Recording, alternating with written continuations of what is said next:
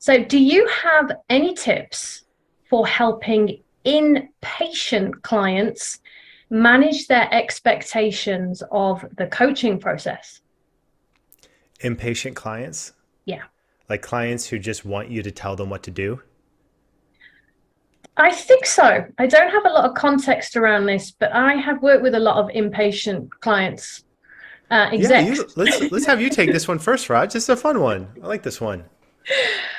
Yeah, this is an interesting one. And I think, especially for people who are new to coaching, Hmm. I think anyone who's new to coaching, and I work with a lot of execs who are high achievers and kind of looking for a specific outcome or a specific result, or they want to speed things up because everything that they do and everything that they're involved in is fast. So, a tip that I would give straight off the bat is to really think about what you put in your design the alliance with your client. And I'm probably going to go back to design the alliance a few times today. In how do you share in that design the alliance what is coaching, what isn't coaching? How do you look at expectations? And we've talked about this before, John, haven't we? It's meeting people where they're at. And I would get curious about impatience as well. You can feel and sense when somebody is impatient. So I think being really clear in the design the alliance, really talking about what coaching is, what coaching isn't. A lot of things that I talk about myself, even from my business coachability, is the growth mindset.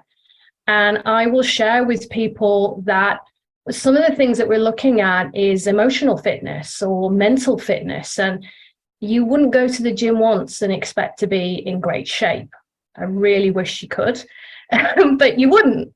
So for me, it's the same when we're thinking about growing and nurturing kind of that mental and emotional piece as well. I'll stop here and see what you're thinking, John. I'm thinking the sun came out, and I haven't. I feel like I haven't. We get like 7 minutes of sun.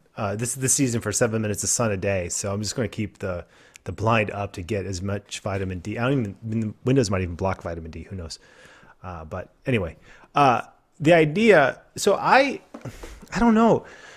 I go two different ways on it. I'm curious because I think if the impatience is based on, I just want you to tell me what to do. That's a different kind of impatience from, and then the sun goes away. That's a different kind of impatience from, I want to just get this coaching session moving faster. So in my experience when I was working with executive clients and I felt there was a level of impatience where, okay, this, I need to make sure this is worth my time. As a coach, absolutely 100% honor that and put it back on the client. What would make this worth your time? It's not it's not going to work long term if the coach says, no, we need to go slow, we need to trust the process, we need to be patient, you will get to where you need to go. No, it's okay, use the impatience, run with it. I would embrace impatience 100% and put it onto the client. Okay, what makes this worth it? See what they say. They say, I need to figure this out. Dude, I think you've already figured it out. What's the answer? How'd that answer feel saying it out loud? That's the, meet the clients where they're at, just run with it. I love working with impatient clients. I really do. But if they're impatient in the sense of where people just say, I just want you to tell me what to go or tell me if coaching is worth it or just consult with me. If they're used to like consultants, then that's more of a, like what you're speaking to, design the alliance moment, make sure they know what coaching is and isn't. Yeah, it depends on the nature of their impatience. And I loved what you said there, John, as well as being curious about that impatience. It's meeting people where they're at, because sometimes I have to adapt my coaching style. And I can get very, I have some clients who want to be in being so much. And we get grounded together or use some of those spiritual pieces. They are looking for that visualization. And then I do have other clients, as I say, I contract with organizations. They might not have that many sessions. So it might be that you have to dance and groove with that and adapt some of your style with who you're coaching. Totally. Totally. Or maybe you're not the right coach for them as well. I've had that. It's a luxury to get to a space where you don't have to work with every client who comes your way. It took me a couple of years to get there, but once I got there, it was amazing. I feel like my sessions became much more powerful. I was speaking at a conference in Dubai, and Marshall Goldsmith was there as well. He gave a keynote, and he's a pretty big executive coach. One of the things that he said that really stuck with me was, in order for me to become a better coach, I needed to get better clients. Wow. So what that means is that the initial, I need to get my client base full so I'm financially sustainable. Once you get to that point and you can tell people, look, like, I only really want to work with you if it's really going to work. You find your clients who mesh well with you. But if you're in a space where you need to take every single client who says yes, because I was there for years, or if you're working in an organization where they assign you people, I also did that too, where I was contracted as an executive coach. And I had to work with some people who were very much apprehensive about coaching. They wanted me to talk about coaching, prove that coaching works. And I had to do it because I was being paid by a third-party consulting firm that was being paid by the organization. So I had those conversations too.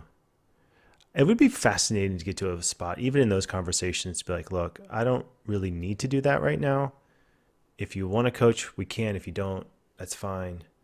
But even when a lot of the work that we do with colleges and universities, sometimes the colleges and universities will ask us, how do we frame this so that the college or university is paying for the spot for the advisor to sit on sit in the training, but sometimes advisors are voluntold. They're, okay, you have to go do this.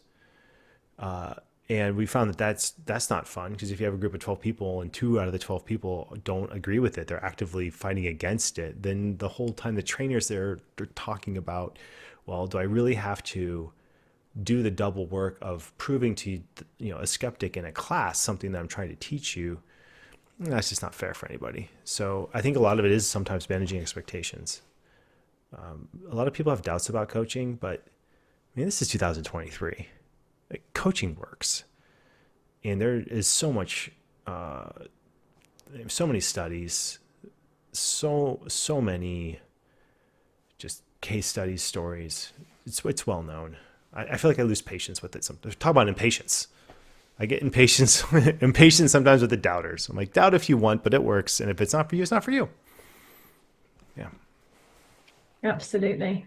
And as I was listening to you talk there as well, I think the only other thing I would add is perhaps adapt your length of your sessions. I've got some clients that love that hour.